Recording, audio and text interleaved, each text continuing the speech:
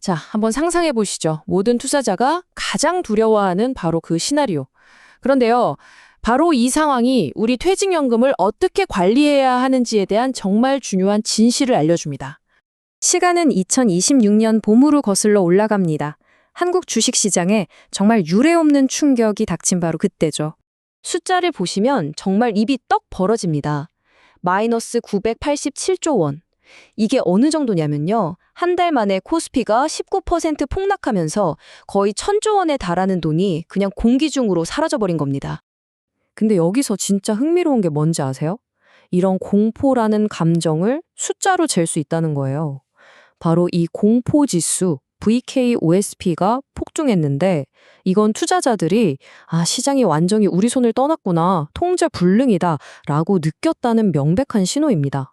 사실 이런 대혼란, 이런 패닉은요, 우리 대부분이 투자를 할 때 가지고 있는 아주 근본적인 문제점을 그대로 보여줍니다.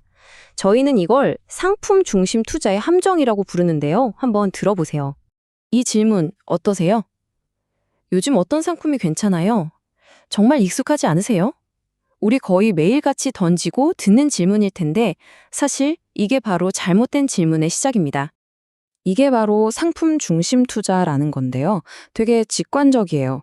요즘 AI가 핫하더라, 고배당 ETF가 인기라더라 이런 소리 듣고 저거 좋아 보이는데? 하면서 덜컥 사는 거죠.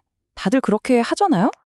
근데 이게 뭐가 문제냐면요. 자꾸 내 시야를 그 상품 하나의 수익률에만 묶어두게 돼요. 그러다 보니 자연스럽게 유행만 쫓게 되고요. 더 위험한 건 나는 기술주 ETF 3개나 있으니 분산 투자했어. 같은 책각에 빠지기 쉽다는 거죠. 그러다 폭락장이 딱 오면 심리적으로 완전히 무방비 상태가 돼서 그냥 던져버리는 겁니다. 패닉셀링이죠. 그래서 이 말이 꼭 기억해야 합니다. 여러 상품을 가지고 있는 것하고 분산 투자가 잘 된 것은 완전히 다른 이야기라는 겁니다. 자, 그럼 어떻게 해야 할까요? 새로운 접근법이 필요합니다. 바로 솔루션 중심 투자. 이건 우리가 던지는 질문 자체를 바꾸는 것에서부터 시작합니다. 보세요. 예전에는 어떤 상품을 사야 하지라고 물었다면 이제는 내가 어떤 목표를 이뤄야 하지라고 묻는 겁니다. 완전히 관점이 바뀌는 거죠. 이 새로운 질문에 대한 답은 2가지 포트폴리오로 나뉩니다. 첫 번째는 바로 당신의 방패예요. 목표 해칭 포트폴리오 GHP라고 부르는데요. 이건 시장이 폭락하든 폭등하든 상관없이 내 은퇴에 반드시 필요한 최소한의 자금을 지켜주는 말 그대로 철벽 방패입니다. 그리고 방패가 있다면 당연히 검도 있어야겠죠? 바로 성과 추구 포트폴리오 PSP입니다. 이건 저 든든한 방패 뒤에 서서 더 높은 수익을 노리는 내 자산을 공격적으로 불려나갈 검인 셈이죠. 이 표를 보시면 명확해져요. GHP, 즉 방패는 필수 목표를 보호하고 PSP, 검은 더 높은 수익을 추구합니다. 이게 서로 싸우는 게 아니에요. 오히려 서로를 보완해주는 완벽한 한 팀인 거죠. 안전하게 지키면서 동시에 공격적으로 굴린다. 이게 핵심입니다. 자, 그럼 이 프레임워크가 실제 위기 상황에서 얼마나 큰 차이를 만드는지 2026년 폭락장을 겪은 두 투자자의 운명을 통해 한번 생생하게 들여다보겠습니다.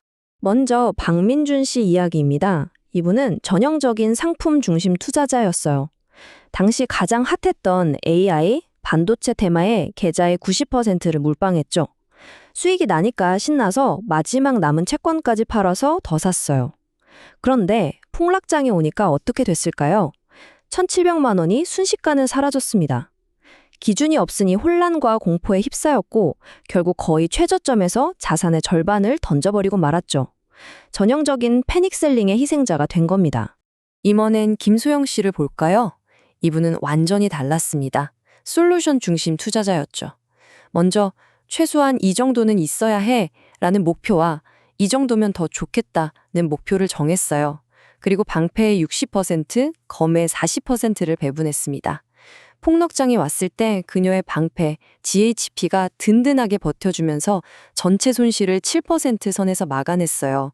더 중요한 건 뭔지 아세요? 그녀는 패닉하지 않았습니다. 오히려 내 원칙대로 쌀 때 더 사야겠구나 하고 침착하게 계획대로 움직였죠. 폭락장은 그녀에게 공포가 아니라 기회였던 겁니다. 보셨죠? 두 사람의 결과가 이렇게 달라진 건 절대 운이 아닙니다. 바로 투자 구조, 즉 프레임워크의 차이였어요. 자, 그럼 이 강력한 방법을 바로 여러분의 퇴직연금 계좌에 어떻게 적용할 수 있을지 구체적으로 알아보겠습니다. 가장 먼저 이 생각을 우리 머릿속에, 가슴속에 단단히 새겨야 합니다. 우리의 목표는 시장을 이기는 게 아닙니다. 시장이 우리의 인생 목표를 망가뜨리지 못하게 하는 것, 바로 그겁니다. 자, 솔루션 중심 투자를 위한 3단계 아주 간단합니다. 첫째, 내 목표를 숫자로 만드세요. 반드시 필요한 돈 얼마, 더 있으면 좋은 돈 얼마 정확하게 계산하는 겁니다. 둘째, 그 목표에 맞춰서 방패 GHP와 검 PSP의 비율을 정하세요. 마지막 셋째, 원칙을 지키는 겁니다. 시장 뉴스에 일희일비하지 말고 정해진 때에 기계적으로 리밸런싱 하는 거예요. 싸진 걸 사고 비싸진 걸 팔면서요. 이걸 통해 우리는 시장의 소음에 휘둘리는 투자자가 아니라 내 은퇴를 직접 설계하는 건축가가 될 수 있습니다. 결국 이 모든 이야기는 하나의 질문으로 돌아옵니다. 벼락처럼 찾아오는 하락장을 견디는 힘은 좋은 상품을 고르는 날카로운 눈이 아니라 흔들리지 않는 견고한 솔루션에서 나온다. 자, 여러분의 은퇴는 지금 어디 위에 서 있습니까? 언제 꺼질지 모르는 인기 테마라는 모래성 위에 있나요? 아니면 어떤 폭풍우에도 끄떡없는 단단한 솔루션이라는 반석 위에 있나요?